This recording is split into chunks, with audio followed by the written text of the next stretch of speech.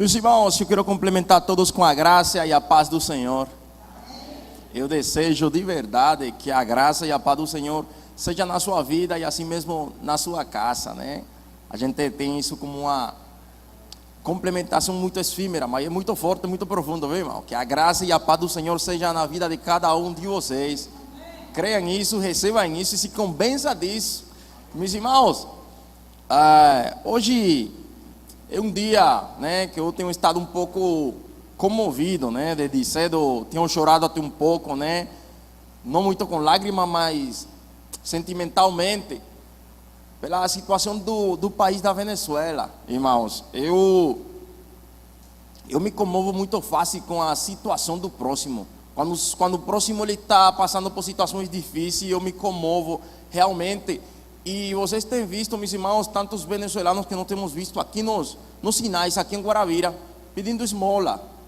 Se você vê, tem venezuelanos que têm atravessado os países de pé andando, meus irmãos, com as suas famílias. Filhinhos recém-nascidos. Muitos têm morrido em estradas. Nesse tempo na Venezuela, pessoas têm morto de fome.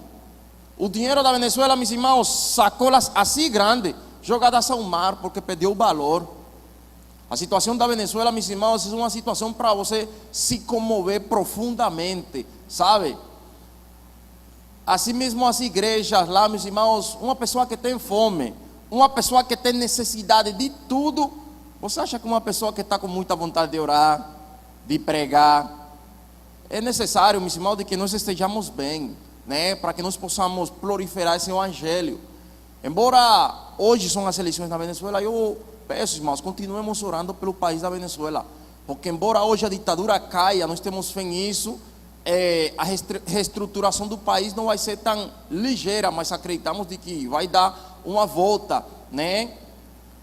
As estatísticas afirmam de que provavelmente Maria Corina ia ganhar, né? Que no caso não é Maria Corina, porque essa mulher tornaram ela inelegível, né? A ditadura, mas aí ela voltou de mundo, o homem na frente está do lado dela e se perfila a senhora para ganhar. Somente que vocês sabem como são os países, né, que tem essas características totalitárias de que sempre tem o arrumadinho, sempre tem a logística perfeita e feita, né? Então nós esperamos que Deus mova a sua mão soberana, meus irmãos, para que não haja fraude. E depois de 27 anos, essa ditadura ela caia por terra, meus irmãos, e nós consigamos glorificar o nome do país, porque muitas famílias que estão separadas vão conseguir se juntar, homens e mulheres voltar para suas casas, se juntar com a sua família e poder chorar juntos de alegria, meus irmãos. Nessa hora deve estar correndo aí a contagem dos votos, e eu oro, Senhor, para que aquilo que nós queremos seja a sua vontade. Meus irmãos, não sendo mais, queria somente investir meu tempo um pouquinho nisso, eu não vou demorar muito hoje. Temos 3, 4 versículos somente para nós fazer uns comentários respeito a eles. E eu vou pedir para vocês, por favor, abrirem suas Bíblias no livro de Hebreus.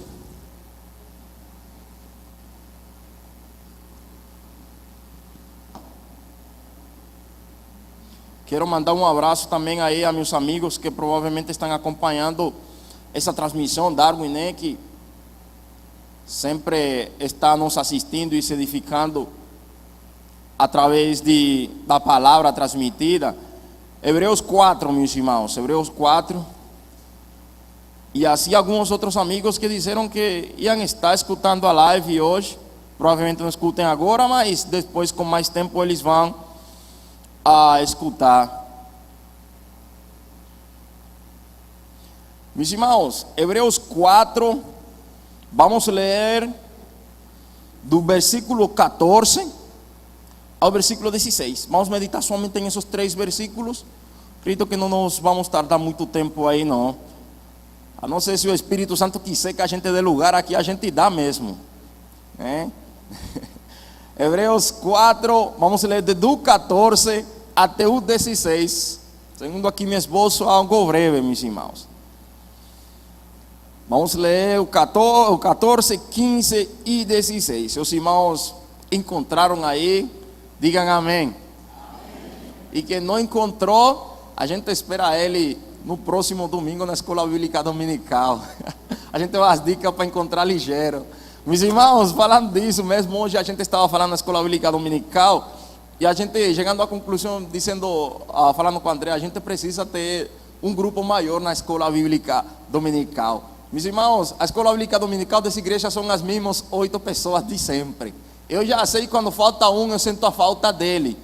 Mas veja, nós que somos cristãos não gostamos de tanto problema teológico, não gostamos de discutir tanto religião, não gostamos de tanta coisa. E a escola bíblica dominical, que é o espaço que nós temos para adquirir conhecimento a respeito a isso, a gente muitas vezes negligencia. A escola bíblica dominical é tão importante como um culto de doutrina, um culto de ensino. A mesma importância, o conhecimento o qual você vai adquirir. Além disso, meus irmãos, o domingo é o dia que nós apartamos para o Senhor. Quando eu vou lá para a cidade da minha mãe, em Turbo, minha mãe se acorda muito 6 horas da manhã para fazer a comida.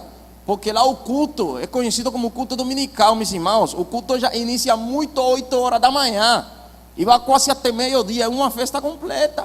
E você, rapaz, esses crentes entregando quase um domingo aí para o Senhor, é isso mesmo. O domingo é do Senhor. É o dia que nós consagramos e preparamos para Ele. Então, meus irmãos, se incomode um pouquinho, saia do seu lugar de conforto e vá nos acompanhar na escola bíblica dominical, que você com certeza não vai se arrepender, né? Não tem ninguém que gosta de acordar mais tarde do que eu. Eu não gosto de acordar cedo, eu sou o inimigo do despertador. Mas o sacrifício vale a pena, meus irmãos. Meus irmãos, os irmãos encontrando aí, Hebreus 4, vamos ler desde o 14 até o 16.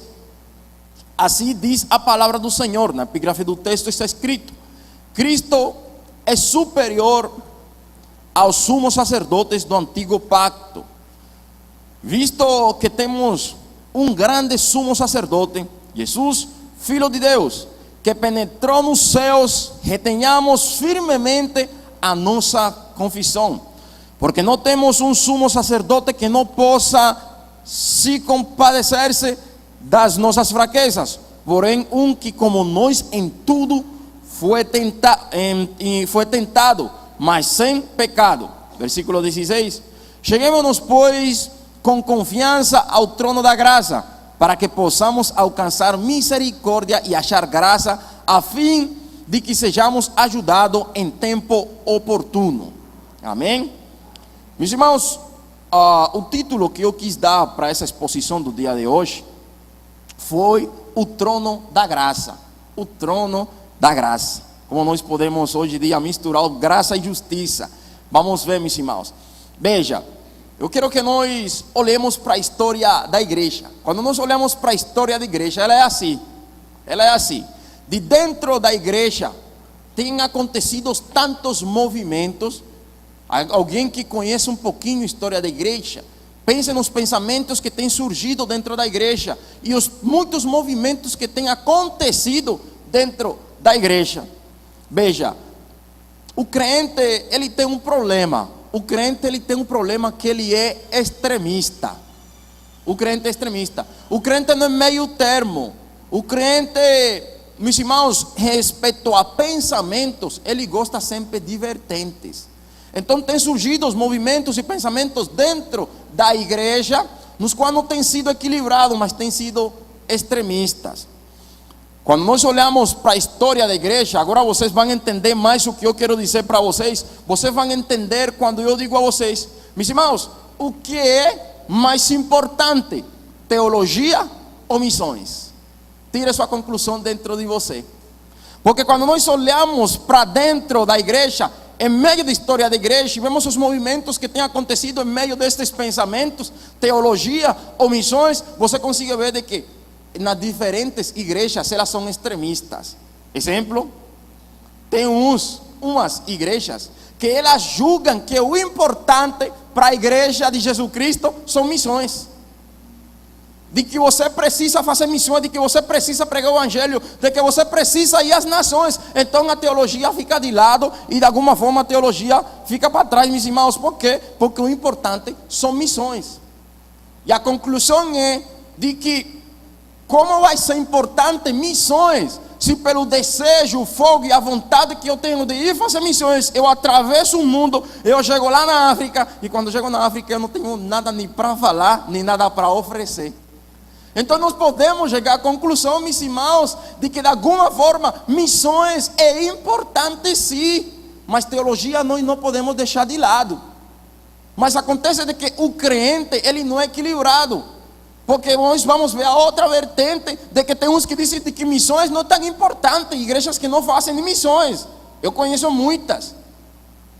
Igrejas que não fazem missões, sabem por quê? Porque o importante é a teologia para eles, meus irmãos. Veja, e como nós podemos dizer de que a teologia, o importante quando missões, meus irmãos, é algo que o Senhor nos mandou fazer. Como nós podemos nos focamos somente e unicamente em teologia quando o Senhor nos diz ir de pregar o evangelho a toda criatura?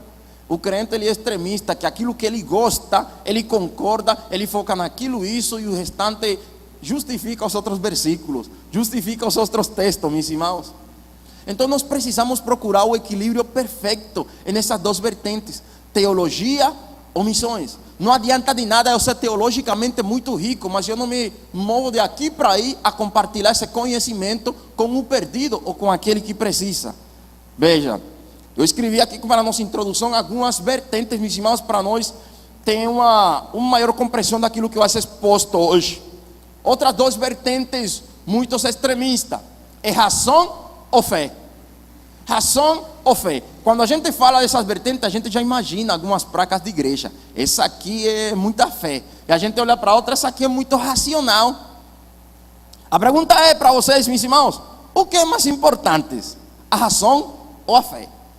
Eu vejo que quando nós olhamos para aquele grupo que é muito racional, meus irmãos, aquele grupo que tudo eles querem explicado e racionalizado, meus irmãos, é um grupo que de alguma forma ali é finito. É um grupo que não consegue chegar à profundidade da essência do Evangelho. Por quê? Porque se nós somos cristãos, nós estamos lidando com algo que é transcendente ao homem. E na vida cristã, nem todo vai conseguir ser racionalizado. Nós precisamos também de fé em nossa vida racional. Compreende? Então a razão, ela é importante, mas não podemos ir ao extremo da razão, ao ponto de nós racionalizar todo e deixar a fé do lado. Pense bem também como a fé, nós não podemos ir ao extremo dela, sabe por quê? Porque por fé eu me jogo de um avião porque o Senhor vai me segurar e eu caio e eu morro. Não é desse jeito. Nós precisamos da razão para nós atuarmos conforme aquilo que é bom e ruim para o homem. Por mais de que nós tenhamos fé, por mais de que nós tenhamos ousadia, a razão ela é muito necessária, meus queridos. A razão ela é muito necessária. Você consegue ver, se nós temos uma liturgia de culto no qual nós não utilizamos fé e razão, nós vamos um dos extremos e vamos fazer loucuras. Vamos cometer loucuras. Então, por mais fé do que você tenha, você atue com razão. Vamos a outra vertente. Essa vertente ela já teve essas duas vertentes, elas já tiveram uma força muito grande em algum momento na história da igreja. Essas duas vertentes nós estamos estudando esse mês, né, que está se encerrando, o qual é conhecimento. Estou pensando no contexto desse mês, eu quis adicionar aqui essa vertente, meus irmãos, conhecimento ou piedade. Conhecimento ou piedade. Quando você olha para a época das luzes, o tempo das luzes, que se levantaram depois da Revolução Francesa, né? Depois da Reforma Protestante, se levantaram homens com tanto conhecimento, homens com tanta sapiência, homens com uma mente tão iluminada, tão maravilhosa, meus irmãos, que esse pensamento ele penetrou dentro da igreja.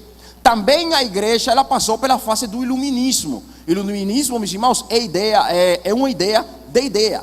Luzes a sua mente. Aquilo que era oculto foi iluminado e agora nós passamos a ter conhecimento. Aquilo que era escuro agora está iluminado e agora nós conseguimos enxergar.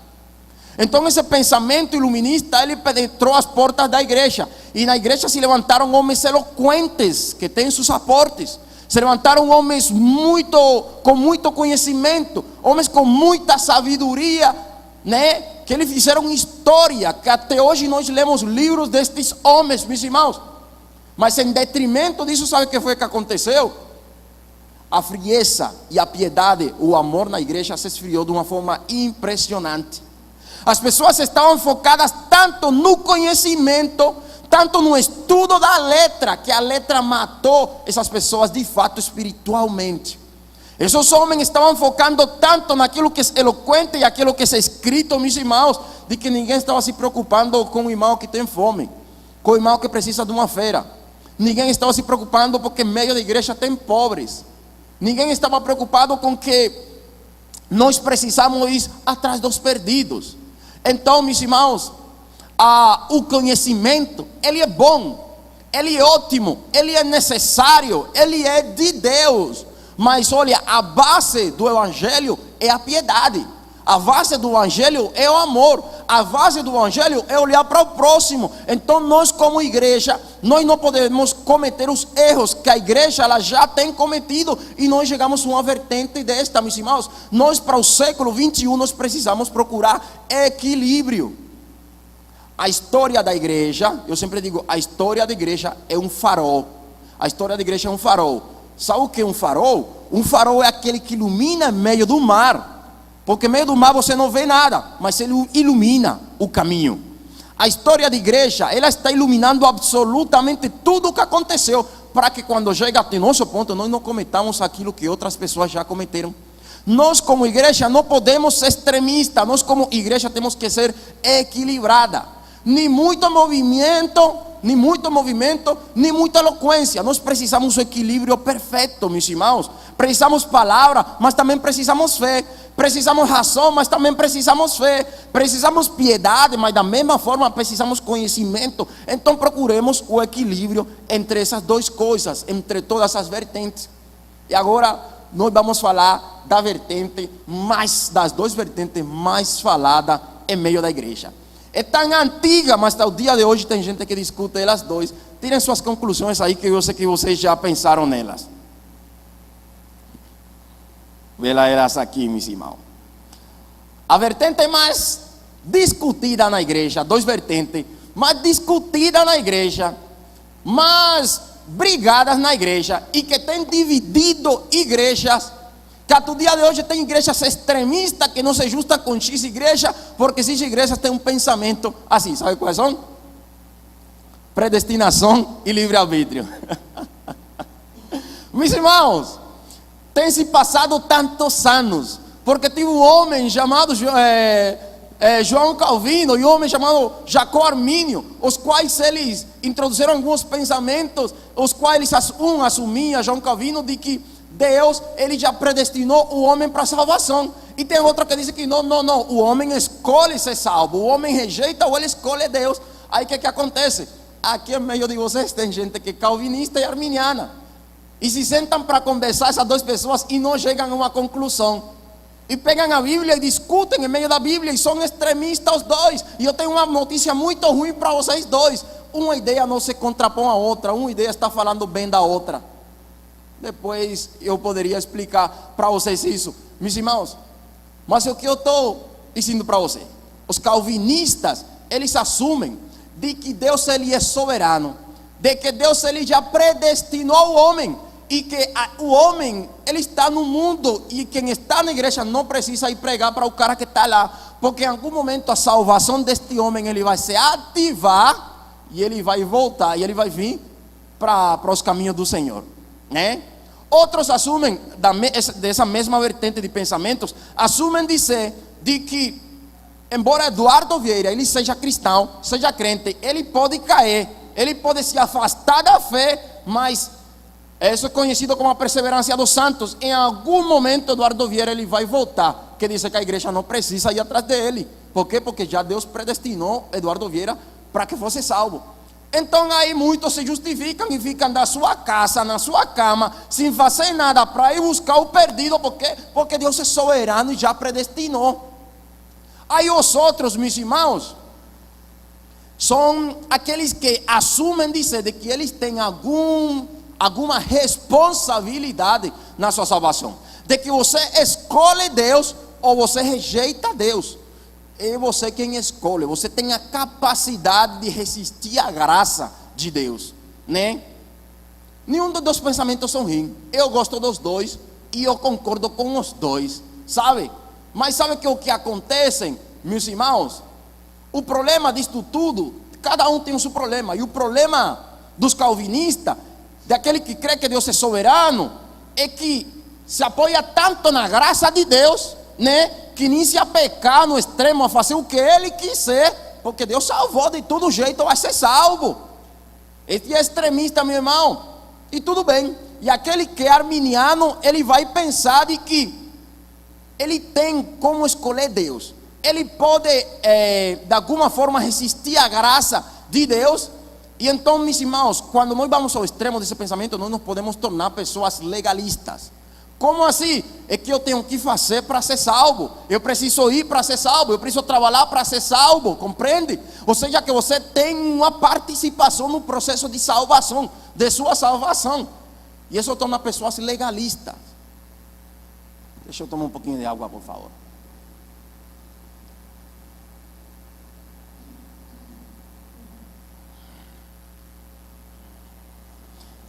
Isto, meus irmãos, torna pessoas legalistas. E nós precisamos encontrar o equilíbrio destas duas vertentes. Um não se contrapõe do outro. Mas quando vamos ao extremo de cada um, aí já é mal para aquele que pensa dessa forma. Temos mais uma vertente, acredito que é a última vertente, para nós entrarmos ao texto, meus irmãos. E a última vertente é palavra ou oração. Palavra ou oração. Estudo ou oração. O que é mais importante? Nós dizemos, os dois são importantes. Mas dentro da igreja tem pessoas que são extremistas. E você vê que a pessoa ora e a pessoa lê. A pessoa ora e a pessoa lê. Mas sabe uma coisa, meus irmãos? Você vê um indivíduo, mas ele tem inclinação para uma das duas coisas.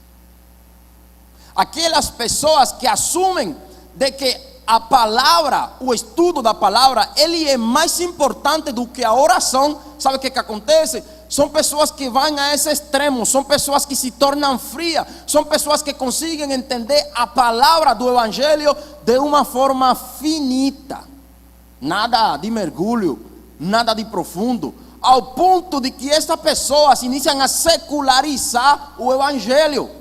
Por quê? Porque o temor para você obedecer essa palavra, ele somente acontece através do Espírito Santo que nós conseguimos receber através do relacionamento com Ele na oração.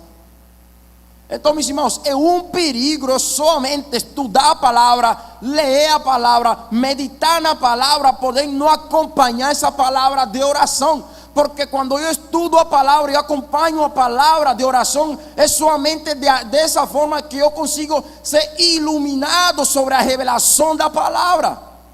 O estudo da palavra, ele precisa oração. Porque dentro desta revelação, nós recebemos a revelação de Deus para a nossa vida. Não é uma nova revelação, é a revelação sobre a revelação que o Senhor já deu. Mas nós somente chegamos a essa revelação através da iluminação do Espírito Santo. E nós somente, meus irmãos, conseguimos isso através da oração. Então você precisa acompanhar o estudo da palavra junto com a oração. Como nós não podemos ir ao extremo da oração, porque já conheci um povo, meu irmão.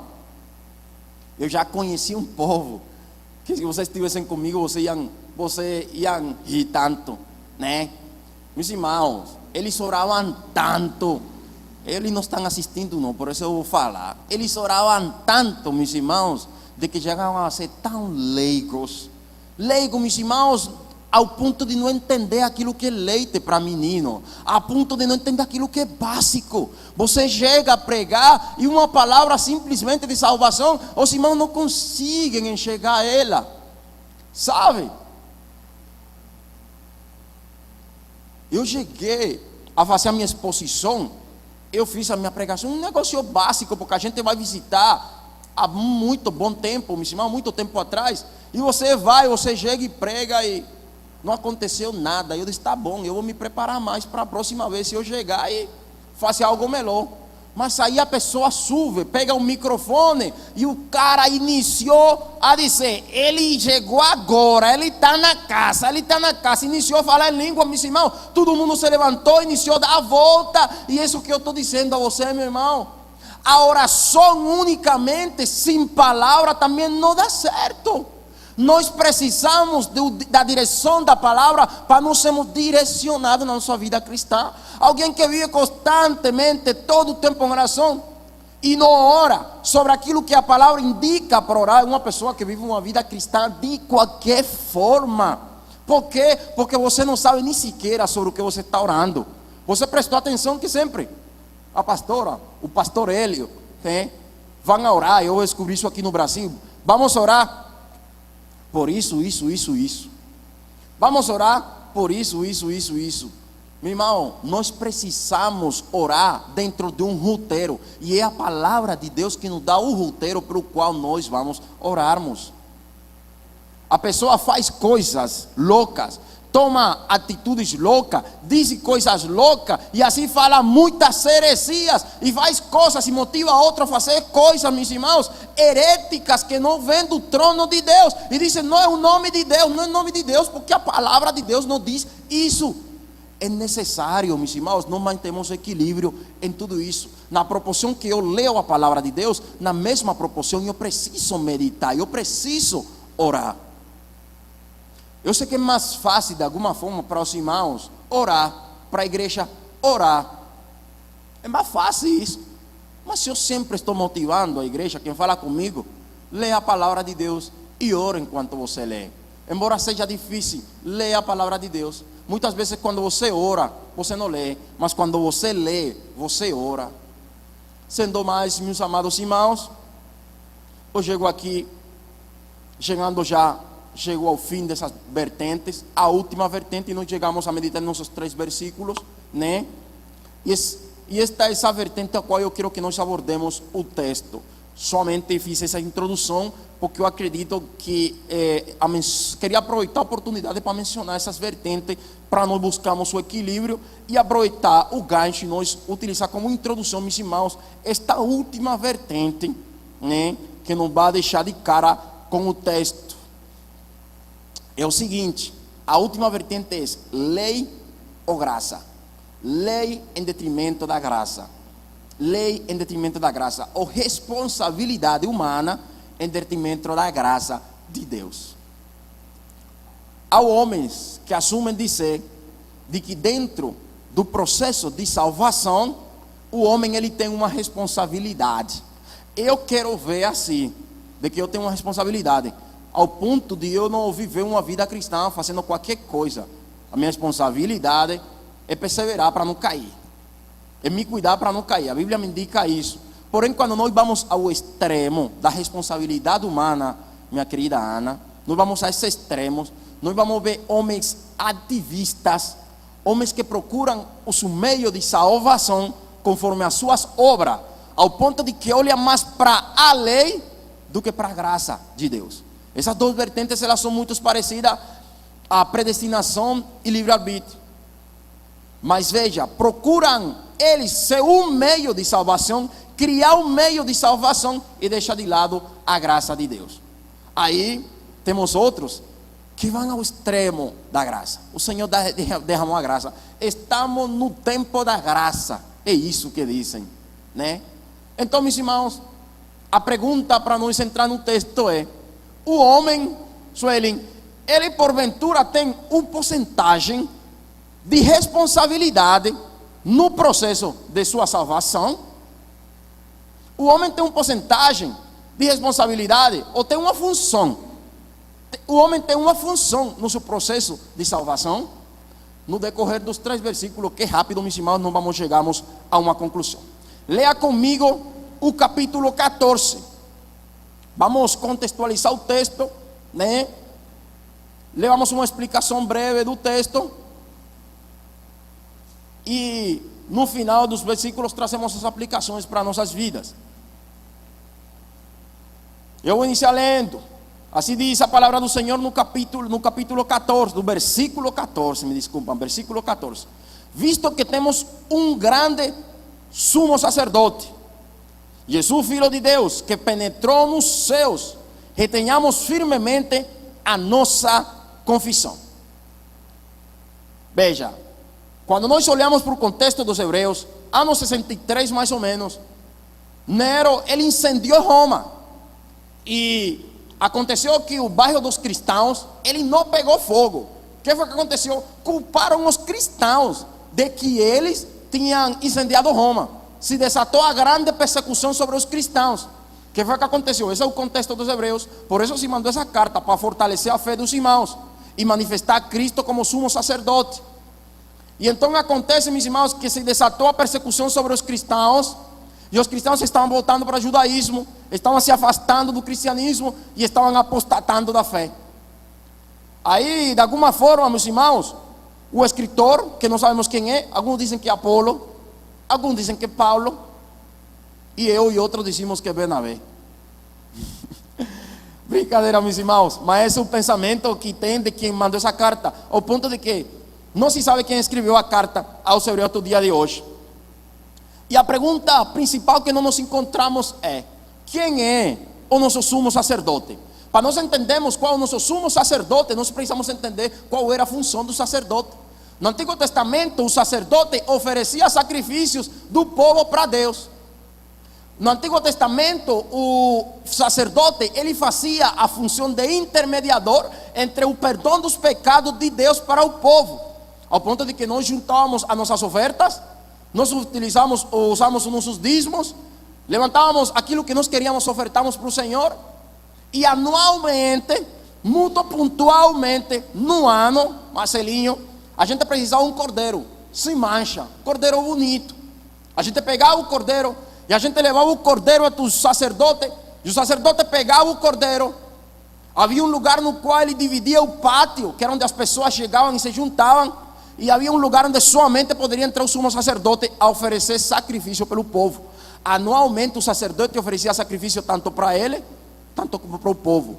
O sacrifício do sacerdote não era perfeito, porque tudo quanto você consiga chegar na terra é maldito, a exceção de nós, né? Todo aqui na terra é maldito. Os animais estão embaixo de maldição.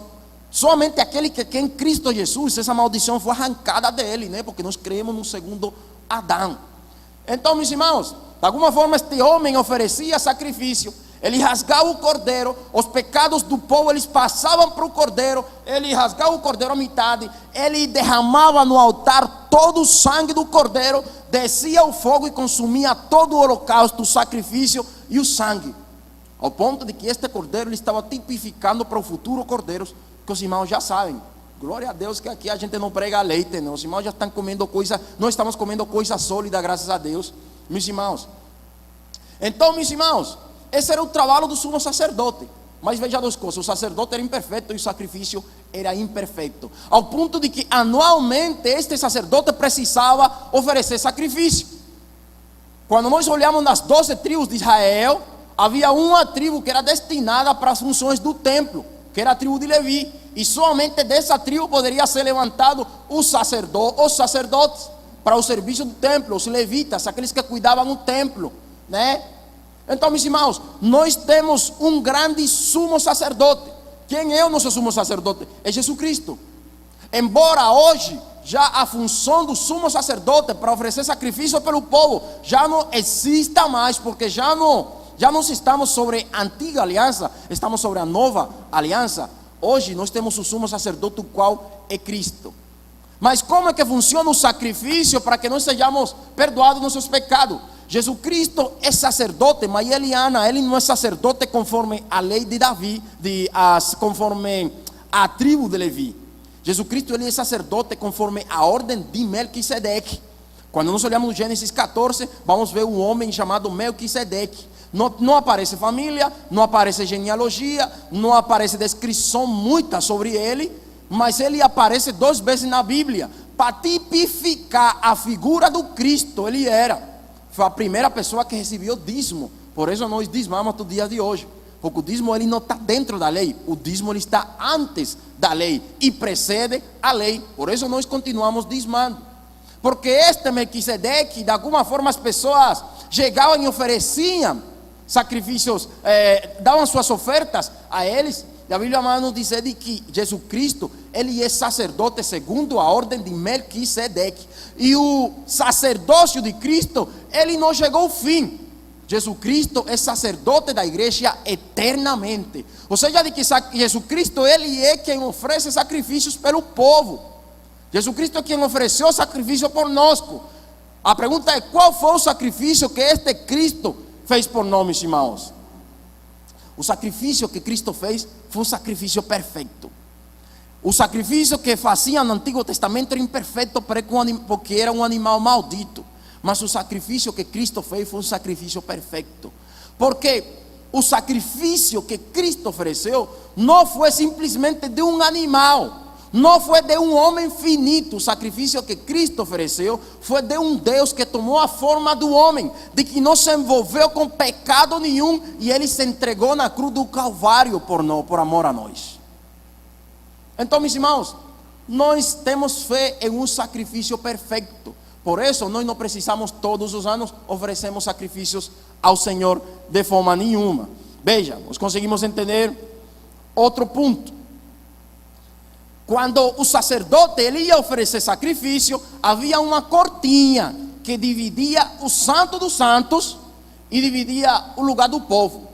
Aí o povo estava dividido da presença de Deus, onde estava a tipificação da presença de Deus, onde descia a presença de Deus. O povo não tinha acesso lá, porque quem entrasse lá simplesmente era morto, porque não tinha aquela santidade, não fazia parte da tribo de Levi, para ele não tinha licença para ele entrar lá.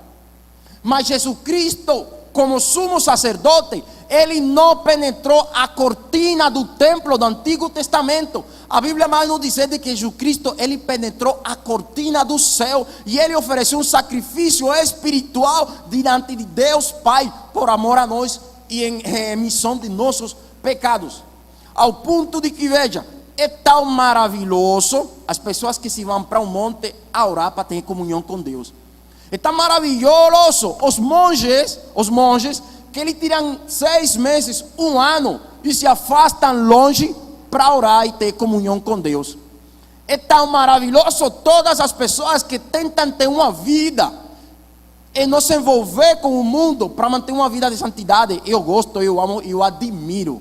Mas para Ayrton, para André, para os irmãos que estão presentes, que trabalham o dia todo, que estamos com pouco tempo, para nós afastarmos um tempo e nós orarmos, o que seria da nossa vida espiritual, meus irmãos? O que seria de nosso relacionamento com Deus, se nós não temos esse tempo para nos relacionarmos com Deus no lugar afastado? Aquilo que Jesus Cristo fez foi justamente isso. Quando a palavra nos diz de que o véu se rasgou de acima a baixo, a cortina que dividia o homem do Santo dos Santos, quando Jesus Cristo morreu, ela foi rasgada de cima a baixo. E aquilo que dividia o homem com Deus se abriu, e agora nós temos livre acesso a relacionarmos com o nosso Deus. Foi isso justamente que Jesus Cristo fez. Ele rasgou as cortinas do céu, e agora aqueles que estavam afastados da presença do Santo dos Santos, eles têm livre acesso à presença dos reis, meus irmãos. Ao ponto de que se você está trabalhando, você pode se relacionar com Deus. Ao ponto de que você está estudando, você pode se relacionar com Deus. Ao ponto de que se você está estudando, fazendo seja lá o que for, você pode se relacionar com Deus. Somente um coração, uma mente e uma disposição são as ferramentas que eu preciso para entrar ao lugar onde habita aquele que está em luzes inacessíveis. Glória a Deus por isso, meus amados. Porque que seria de nós que temos que trabalhar e temos uma vida de função, se não fosse por Cristo que tivesse rasgado as cortinas que nos dividiam do Santo dos Santos? Agora, por que nós não somos mortos quando estamos diante da presença do Santo dos Santos? Porque o sangue do Cordeiro, ele está derramado sobre nós. Assim que nós temos livre acesso, porque Deus, quando olha para nós, ele nos olha como justo, porque a justiça de Deus, de Jesus, ela recaiu sobre nós, meus amados. Vamos chegar nessa aplicação, mas eu precisava fazer essa explicação, meus irmãos. Essa explicação um pouquinho teológica, né? Agora, último ponto aqui dentro desse versículo é o seguinte, meus irmãos. Os irmãos estavam apostatando da fé, estavam experimentando dificuldades.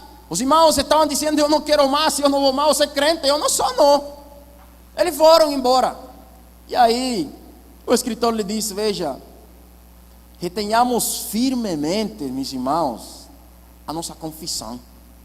Retenhamos firmemente a nossa confissão. A parte final do versículo. Embora a vida cristã tem muitas dificuldades, embora às vezes nós tentamos correr, embora nós queremos, meus irmãos, desistir. Ontem eu estava falando com minha mãe e ela me dizia: rapaz, todo mundo me está mandando seus netos para cá, seus filhos para cá, dá vontade de sair correndo e deixar todo mundo aqui. O pastor Helio chegava e dizia: irmãos, às vezes dá vontade de jogar a capa e parar. E apostatar da fé nunca diz isso, mas dá vontade de parar. A vida cristã dói. Eu dizia para a Carolina essa semana: amor, a vida cristã dói. Dói, é tão difícil. Dói. De uma forma impressionante, Nico. A vida cristã dói. Sabe onde dói? Dizer que não para você. Sabe onde dói? Dizer que não para aquilo que eu gosto. Sabe onde dói? Quando eu estou sentindo que estou indo embora, eu tenho que dizer: é gostoso, mas para aí, eu não devo, eu não posso. Eu poderia, mas eu não quero. A vida cristã, de fato, ela dói. Dói na carne. Dói de uma forma impressionante. Eu posso falar por você. Me dói. A vida cristã me dói. Machuca, maltrata, meus irmãos. Mas sabe o que o escritor nos diz? Retenhamos firmemente a nossa confissão de fé. Não apostate da sua fé. Não desista da sua fé. Continue firme na sua fé, porque o Senhor, Ele vai te dar fortaleza quando você sinta que não pode mais. É isso que o escritor nos diz. Retenhamos firmemente a nossa confissão, porque embora hoje esteja doendo, meus irmãos, a recompensa que nós vamos ter, os prazeres que nós vamos usufruir, eles não se comparam, meus irmãos, com o nosso sofrimento aqui nessa terra. Veja,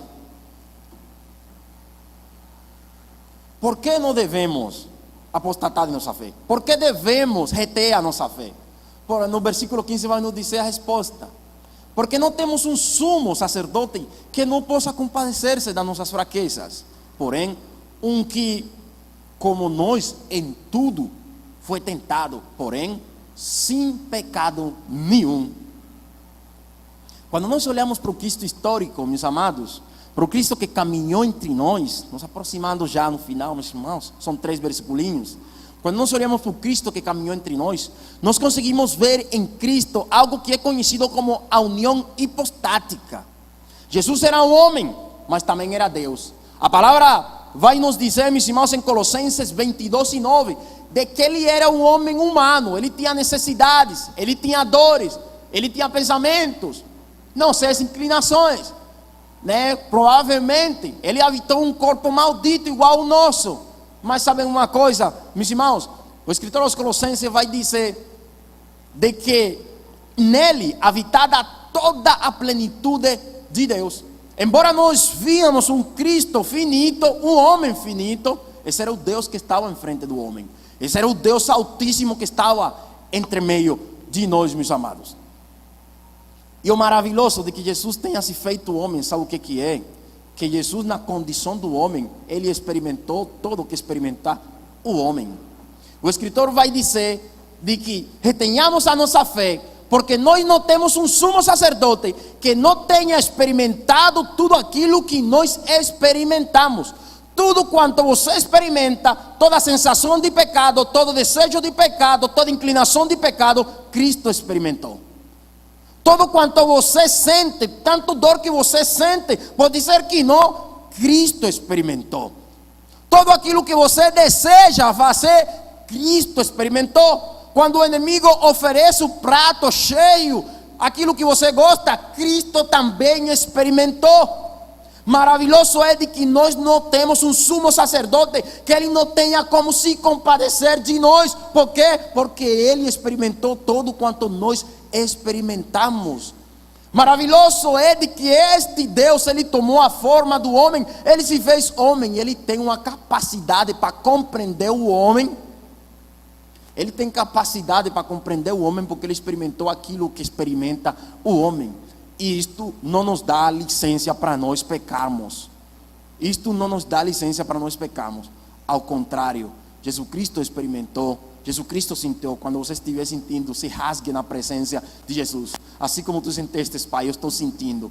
Ainda pior, me fortaleça, me ajude e me levante. Veja, ele foi tentado em tudo. Todas as sensações de tentação que você sente, Jesus sentiu. Esteve na condição do homem, porém sendo tentado, em tudo não foi encontrado pecado nenhum. O apóstolo Paulo vai explicar isto melhor quando ele escreveu aos Filipenses. Que ele diz: de sorte que haja entre vós o mesmo sentimento que houve em Cristo Jesus, que sendo em forma de Deus, não teve por usurpação ser igual a Deus, mas antes humilhou-se a si mesmo, sendo visto na condição do homem, meus irmãos, e humilhado até a morte e morte de cruz, para que ante o nome de Cristo se postre todo o joelho dos que estão no céu, dos que estão na terra, embaixo da terra, meus irmãos. Ao ponto de que este Cristo que esteve entre meio de nós, ele subiu e ele está à destra do Pai intercedendo por nós. Ele sentindo as necessidades que você sente, as inclinações que você sente, vendo o que você sente, ele lhe fala lá para o Pai: Pai, tem misericórdia dele. Eu experimentei, eu sei quão difícil é. Pai, tem misericórdia dele, eu passei e eu sei por tanto que ele está passando nesse momento. Este é o nosso sumo sacerdote. Alguém que conhece a condição humana, alguém que tem misericórdia de nós, alguém que nos entende a nós, meus irmãos.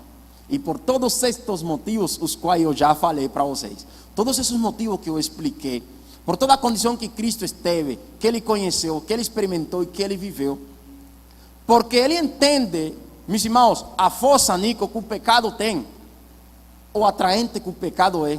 Ele vai nos dizer no último versículo 16, umas palavras maravilhosas, preciosas, onde chegam as aplicações para a nossa vida, que quebrantam nossos corações e colam até o mais profundo da nossa alma, que são a nossa esperança e são a nossa paz e tranquilidade. Nós podemos escutarmos essas palavras, meus irmãos, e entendermos essas palavras. É um vento de ar fresco a nosso coração. Ele vai escrever essas palavras maravilhosas no versículo 16 e vai dizer: cheguemos-nos, pois, com confiança ao trono da graça, para que possamos alcançar misericórdia e achar graça, a fim de que sejamos ajudados no tempo oportuno. Vejam, meus irmãos, os irmãos estavam apostatando da fé, os irmãos estavam desistindo da fé, os irmãos estavam correndo do cristianismo, se afastando do cristianismo. O escritor manda esta carta e ele disse: vejam, queridos, voltem para o trono da graça, voltem aos pés de Cristo, voltem. Sabem por quê? Porque independentemente daquilo que vocês fizeram, daquilo que vocês estão fazendo, Deus entende vocês. Vocês apostataram, mas Deus experimentou o que vocês experimentaram. Ele experimentou persecução. Ele não negligenciou a sua fé. Ele não negligenciou a salvação do homem. Ele não desistiu da sua fé. Ele não apostatou. Mas se você apostatar, não importa. Voltem. Não se afastem do trono da graça. Voltem para o trono da graça. Agora, meus irmãos, entrando nas aplicações finais. Vamos entrar nessas aplicações para que nós finalicemos. Nós precisamos entendermos de que o trono de Deus, há graça, há misericórdia, há perdão, há amor. Mas lá nos Salmos 89, 14, vai nos dizer de que o trono de Deus, ele está cimentado e fortalecido sobre juízo e justiça. Quer dizer de que a justiça de Deus, a justiça do trono de Deus, um dia vai se revelar em contra do homem. De que este Deus que é graça, que é amor, que é misericórdia, também ele é fogo consumidor. E de que um dia a raiva e o furor de Deus em contra do pecado e do pecador, ele vai aparecer diante de este e vai consumir este no fogo eterno. De que a justiça de Deus, embora ele é amoroso, misericordioso, para ele manter o perfeito equilíbrio da justiça, ele precisa um dia consumir aquele que faz o mal. O escritor O apóstolo Paulo, escrevendo aos Romanos, ele vai escrever de que a justiça de Deus, ela se revela contra daqueles que detêm a verdade, aqueles que fazem mal, aqueles que são iníquos, aqueles que têm prazer de fazer o mal, aqueles que fazem o mal a destra e siniestra. Você prega, não escuta, entra por aqui, sai por aqui, não obedece, rejeita Deus, blasfema em contra de Deus. Sabem uma coisa? Um dia a justiça de Deus vai se revelar em contra deles. Um dia a justiça de Deus vai se revelar em contra daqueles que fazem o mal, daqueles que não se arrependem dos seus pecados, daqueles que apostatam da fé e não voltam para a fé, daqueles que desistem do cristianismo, daqueles que não são homens e mulheres de fé e não se sostêm dentro dessa caminhada. Um dia a justiça do trono de Deus vai ser revelada.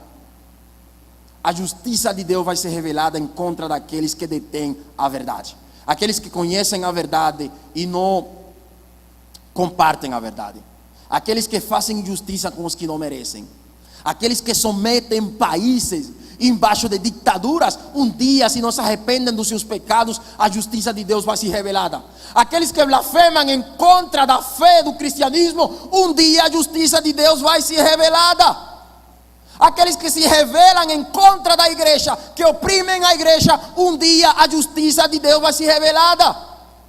Aqueles que abusam em contra daqueles que não têm força, aqueles que passam por cima do pobre, aqueles que humilham aquele que não tem voz, um dia a justiça de Deus vai ser revelada. Aqueles que não têm misericórdia com as viúvas, um dia a justiça de Deus vai ser revelada. O trono de Deus está cimentado sobre juízo e justiça. A justiça de Deus vai ser revelada e a justiça de Deus não se compara com a justiça do homem. Assim como Deus é intenso em amor, a justiça de Deus vai ser intensa em fogo sobre aqueles que detêm a verdade. Maravilhoso é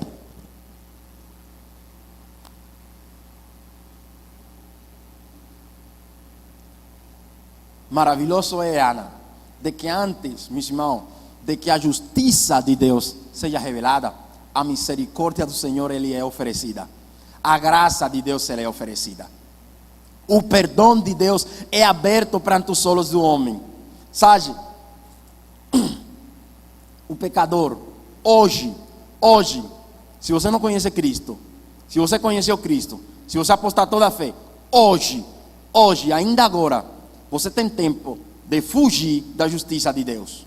Hoje você tem tempo de correr aos braços de Deus. Hoje você tem tempo de correr ao trono da graça, porque hoje há graça e há misericórdia esparcida para o pecador. Hoje as portas da misericórdia de Deus estão abertas para o pecador. Ainda hoje há tempo de que você se arrependa daquilo que você fez ontem. Se você não se arrepende, um dia a justiça de Deus vai ser revelada. Veja, meus irmãos, os irmãos apostataram da fé, os irmãos desistiram. E eu quero iniciar, fazendo essas aplicações, iniciar pela casa. Dice o apóstolo Pedro, de que o juízo ele precisa iniciar pela casa. E eu quero, meus irmãos, de que você agora faça uma búsqueda sobre a sua vida espiritual. Você consiga enxergar como está a sua vida espiritual.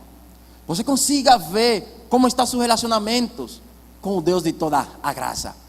Eu consiga ver se você está trabalhando mais, ou você está se relacionando mais com Deus. Sabe, meus irmãos, porque muitas vezes tem muitas pessoas que estamos em meio da obra de Deus, trabalhando em prol da obra de Deus, mas por dentro estamos frios, por dentro estamos gelados, por dentro estamos longe da presença de Deus, estamos longe do trono de Deus. Ativismo não é sinônimo de cristianismo. Ativismo não é sinônimo de um homem que está cheio da presença de Deus. Ativismo e trabalho na obra de Deus não é sinônimo disso. Sinônimo de cristianismo são os frutos do Espírito Santo que são esparcidos sobre este. Veja, e muitas vezes trabalhando na obra de Deus, Ana, nós focamos mais a obra do que o Deus da obra. Isto tem acontecido com líderes que se relacionam tanto com a obra, que trabalham tanto na obra, se deixam levar tanto pelo ativismo da obra, trabalham e focam tanto na obra, que se esquecem do Deus da obra. Mas hoje o Senhor está falando para seu povo, Se porventura em algum momento a tua alma se afastou do trono da graça, hoje o Senhor está dizendo para você: filho, volta. Volte ao trono da graça. Você está trabalhando muito, você está fazendo muito, mas você se está relacionando muito pouco com o trono da graça. Não importa quanto você está fazendo, Deus está interessado na sua vida espiritual. Não importa quanto você trabalha, Deus está preocupado com a tua fluidez espiritual, com a tua capacidade espiritual. Deus não está interessado com tanto que você faça. Deus está preocupado com quem você é e com quem você está se tornando. Se cada dia você se está tornando mais parecido com o Cristo da salvação, é esse o desejo e o propósito de Deus. E em meio da hora, trabalhando na hora, muitas vezes nos afastamos do trono. Mas hoje, nesta noite, o Senhor, através dessa palavra, Ele nos diz: não importa, filho, volta para o trono da graça, porque ainda há misericórdia para a tua alma. Eu quero falar agora, meus irmãos, para aqueles de que trabalharam tanto na obra de Deus, se esforçaram tanto pela obra de Deus. Tantas pessoas que a gente vê, ele era uma bênção, pregava que era uma maravilha, ele cantava que era uma maravilha. Olha, dirigiu um grupo de jovens de uma forma preciosa. E quando nós olhamos para o dia de hoje, André, a pessoa está perdida no mundo. Está lá na festa de onde? Sabe, meus irmãos, estes irmãos, eles desistiram também lá no primeiro século. E é muito normal. Isso pode acontecer, meus amados. Pode acontecer de que nesta vida, em algum momento, nos escorreguemos e nos afastemos do Evangelho. Nos escorreguemos e nos estejamos longe. Mas sabe, meu querido, se ainda nós estamos com vida, e se você está me escutando, você vai me escutar em algum momento, o Senhor está dizendo, falando ao seu coração através da sua palavra: volte ao trono da graça, porque ainda hoje há graça e misericórdia para o oportuno socorro da sua alma. Volte para o trono da graça, porque ainda há graça e misericórdia para o teu coração. Embora você se afastou, beleza, pode acontecer, mas o Senhor nesta hora está te dizendo: as portas da graça estão abertas. Há perdão, graça e misericórdia. Eu quero continuar falando para os da casa. Estamos trabalhando na obra, queremos ter uma vida espiritual, mas de repente nos envolvimos com alguma coisa que não é devida, está fora da lei. Em algum momento iniciamos a cometer um pecado com o nosso consentimento, e quando quisimos ver, já nos dificultou nos descolar desse pecado. Já não é mais fácil nós voltarmos a ser aquele que nós éramos e levar o ritmo que nós levávamos. Sempre eu digo para a Caroline, a minha esposa, a dificuldade, sabe qual é? Quando a pessoa perde a virginidade. Me entenda bem, quando você perde a virginidade é aquilo que você não fez.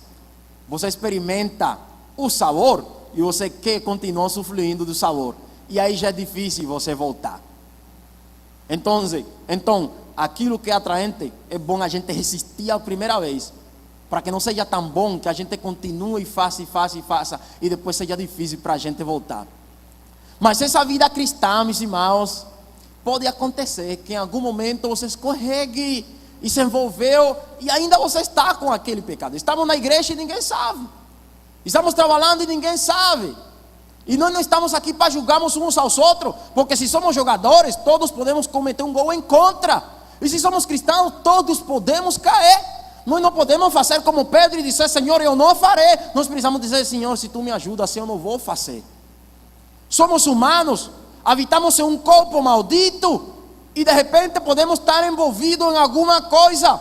Mas o Senhor hoje, para os da casa, Ele quer falar, meus irmãos: filhinhos, essas palavras escrevo para que não pequeis. Mas se porventura pecais, temos um advogado, Jesus Cristo, o justo, que Ele é a propiciação não somente dos nossos pecados, mas também o de todo mundo. Hoje, meu filho, hoje as portas da graça estão abertas.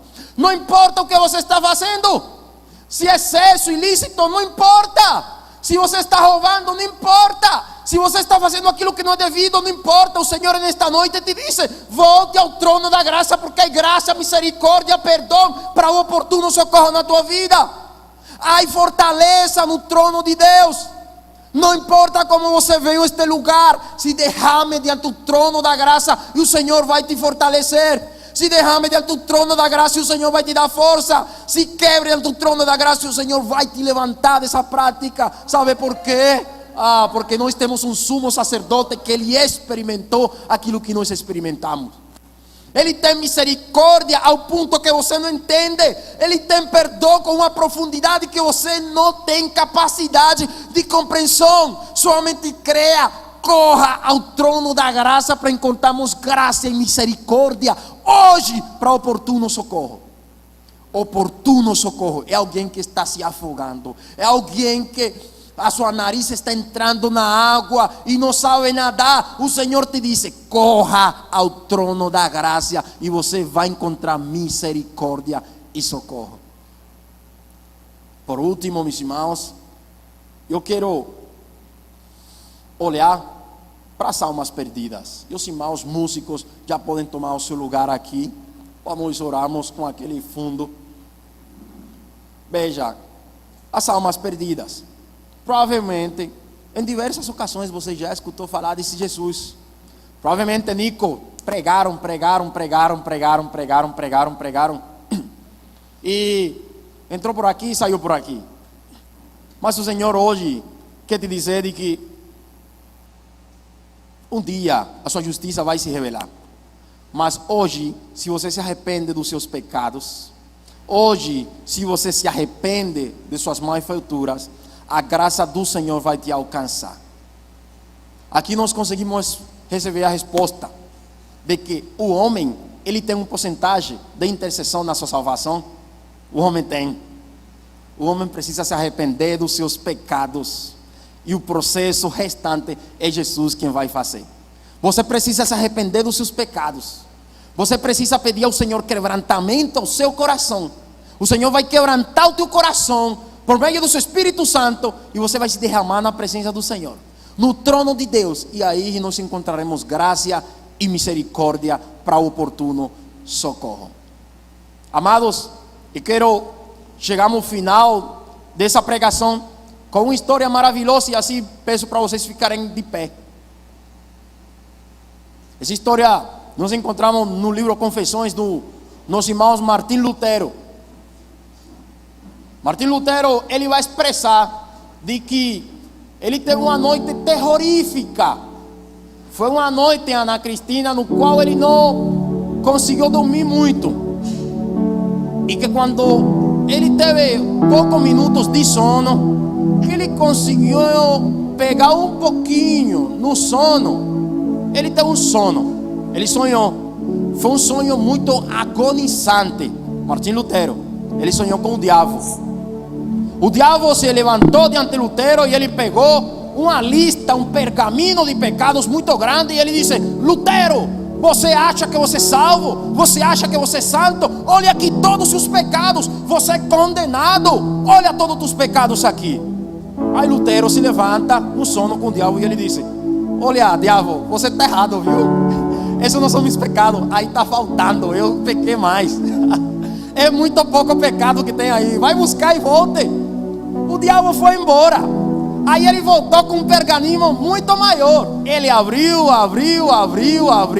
e disse: aqui estão todos os pecados, Lutero, você é condenado. Aí Lutero olha e disse: Satanás, agora sim, essa aí é a relação dos meus pecados.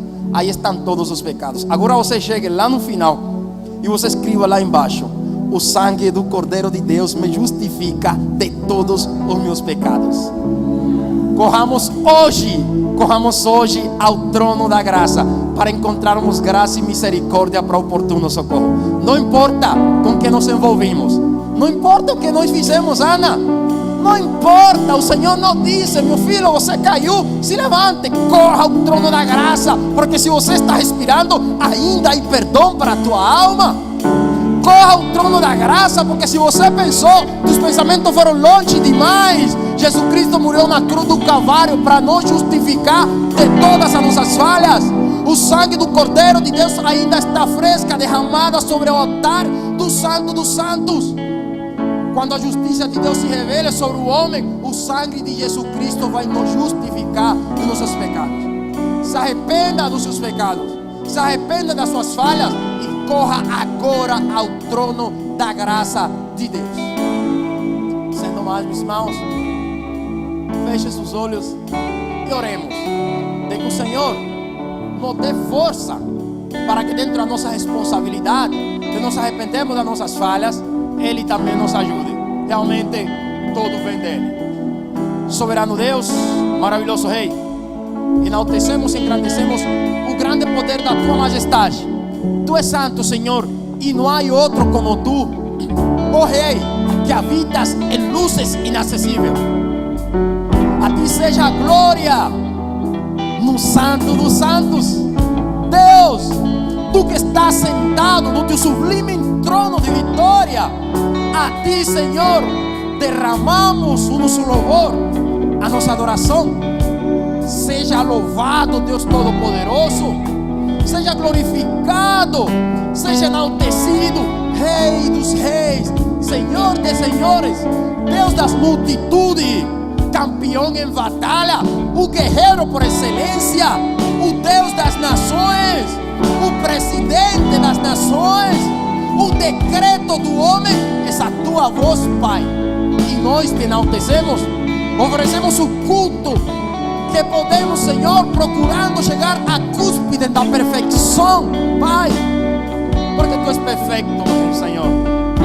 Ajuda-nos, Senhor, a sermos santos como o Senhor é santo. Derrama Tua graça, Pai, para que o coração do homem seja esmilagado, quebrantado, estrapalhado e derramado diante do trono da graça de Deus. Quebranta nossos corações, Pai. O quebrantamento vem de Deus. Ore por quebrantamento, porque o quebrantamento vem de Deus.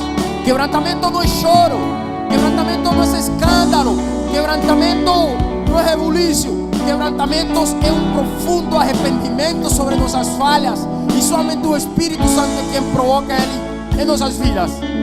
Provoca o quebrantamento em nossas almas. Pai, nós te pedimos perdão pelos nossos pecados. Eu te peço perdão pelos meus pecados, Pai. E eu te peço, Senhor, que me ajudes tanto a mim como a minha igreja, Pai. Nós queremos ser a noiva que o Senhor quer preparar. Esvacia-nos de nós e enche-nos de Ti, Senhor, de Tua presença, Senhor. Dá-nos força, Senhor. Toca o coração do pecador, precioso Deus. Toca o coração daquele que não te conhece. Toca o coração daquele que se afastou. O coração daqueles que temos pecado, Pai. Quebranta-nos, poderoso Deus, e leva-nos, Senhor, diante do trono da graça, soberano Deus, para encontrarmos graça e misericórdia para oportuno socorro. Louvado seja Teu nome, Senhor. Oramos pela nação venezolana mais uma vez, Senhor. Derrama Tua graça sobre esse país, precioso Rei, e permite, Senhor, que a Tua glória seja vista, Senhor, entre os moradores deste país, soberano Deus. Nós te agradecemos, Senhor, e oro para que este mesmo Espírito que neste lugar se esparcido, Senhor, alcance aqueles que estão nos assistindo, soberano Deus, e esse quebrantamento também chegue até suas vidas. Em nome de Jesus, Pai, eu fiz aquilo que eu poderia fazer dentro das minhas finitas e limitadas palavras, e agora, Pai, eu te peço para que aquilo que Teu Espírito Santo pode fazer, faça, Senhor. Colhe as palavras no coração do homem, soberano Deus. Eu te agradeço em nome de Jesus, Pai. Amém e amém. Bendito Deus, grande é Tua fidelidade.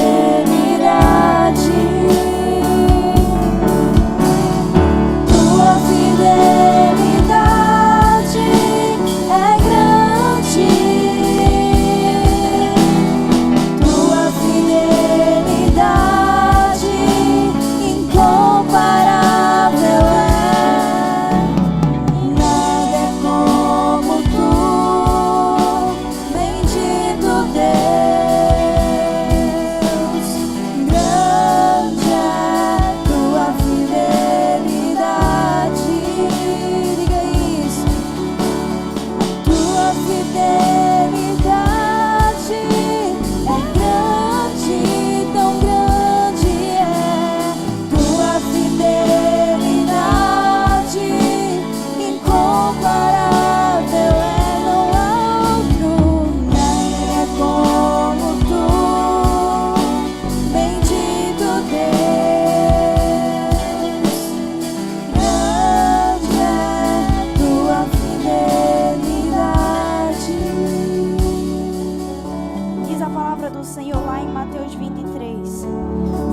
porém não sereis chamados mestres, porque um só é vosso mestre, e vós todos sois irmãos. A ninguém sobre a terra chamei vosso Pai, porque um só é vosso Pai, aquele que está nos céus. Nem sereis chamados guias, porque um só é vosso guia, o Cristo. Mas o maior dentre vós será o vosso servo. Quem a si mesmo se exaltar, será humilhado, e quem a si mesmo se humilhar, será exaltado. Diz o Espírito Santo à igreja, assim como nossa querida pastora fala: quem tem ouvidos para ouvir, ouça o que o Espírito Santo, o Senhor, o Deus dessa igreja, o Deus que você vem da sua casa, você se arruma, você vem para a igreja para adorar. É tempo de nos humilharmos na presença de Deus. É tempo de nós segurarmos as coisas com as mãos leves, para no momento que Deus disser, ei, deixa aí, nós deixarmos. E é tempo de nós largarmos tudo aos pés de Jesus e nós nos humilharmos na presença de Deus. É tempo da comunhão entre os irmãos. É tempo do amor de Deus sobre a sua igreja. É tempo da disponibilidade. O Espírito Santo só precisa de pessoas dispostas e disponíveis para serem tocados e para serem usados através dele. Diz o Espírito Santo à igreja. Exalte ao Senhor, irmãos, como se fosse o último dia da sua vida, porque é só isso que Jesus precisa. É só isso que Jesus quer de nós. Ele quer o quebrantamento em sua presença. Então dê o seu nada para Jesus, porque tudo que nós somos é nada. E se nós temos alguma coisa boa, isso sim é Cristo. Então entregue o seu nada para Jesus. Não fique pensando, ai, mas é realmente o nada. Não, mas é isso que Deus quer. Vai.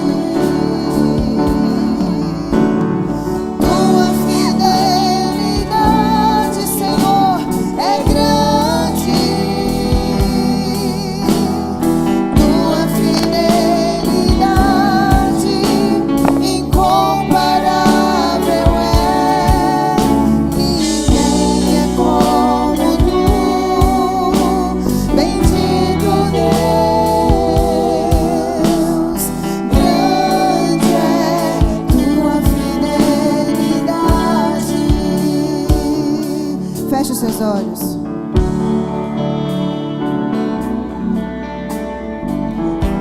O Espírito do Senhor está no ambiente.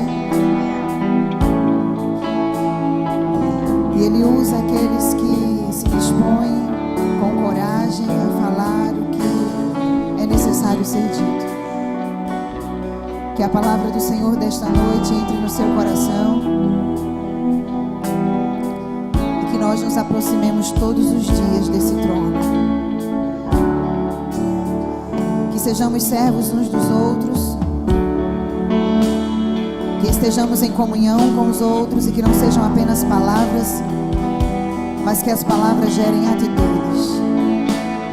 Oh Espírito Santo, muito obrigada. Pai, leva-nos em paz para os nossos lares. Nos constrange, nos quebranta. Nos constrange a cada dia, Senhor, e nos levanta. Constrangidos, quebrantados, humilhados, nos levanta, Jesus, e engrandece o Teu nome. Exalta o Teu nome. Exalta o Teu nome, Jesus. Nós somos apenas uma parte do corpo. Somos apenas um pedaço, ó Deus, um pedacinho muito pequeno daquela que é chamada Tua noiva. Nos ajuda a anunciar a Tua mensagem. Nos ajuda a sermos missionários da Tua palavra. Nos ajuda a ser mensageiros destas boas novas. Nos ajuda, Senhor, a sermos dentro e fora. Nos ajuda a Te obedecer e nos ajuda a vencer as adversidades, os vales, e adquirirmos as experiências contigo, Pai. Muito obrigada pela Tua fidelidade. Leva-nos em paz para os nossos lares, nos mantém guardados em Tuas mãos poderosas. Guarda a Tua igreja, guarda o coração, guarda a mente.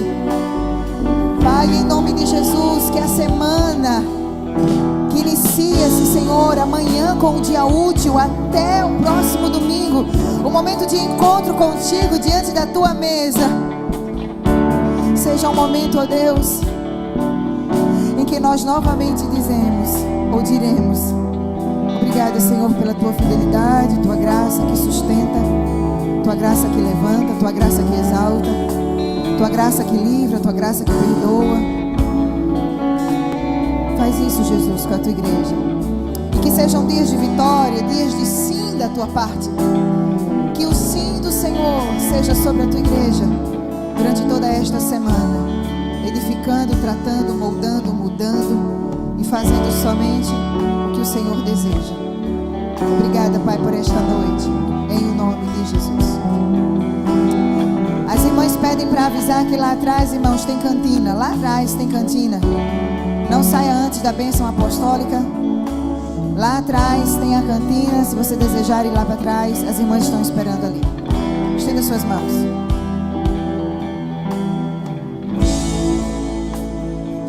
Que a graça do Senhor Jesus, o amor de Deus, que a bondade, as misericórdias do Senhor sejam com todos nós. Seja com a nossa família. Trata, Jesus, cuida de cada um daqueles que são da nossa família.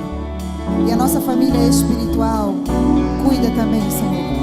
E permanece conosco, não somente hoje, e não apenas esta semana, mas todos os dias da nossa vida, até que o Senhor venha. Sempre fiel, sempre justo, sempre presente na igreja, sempre presente nas nossas vidas, em o nome de Jesus. A igreja sela esta oração e diz amém. A tua fidelidade incomparável é, ninguém é como tu, bendito Deus. Grande é tua fidelidade. Você que está aí no campus online, Deus te abençoe, te dê uma semana abençoada, próspera, a você e a sua família. Que para os projetos da sua vida nesta semana, os céus declarem sim, em o nome de Jesus. Deus abençoe e até o próximo encontro, porque cada culto é um novo culto. Aleluia. Ninguém é como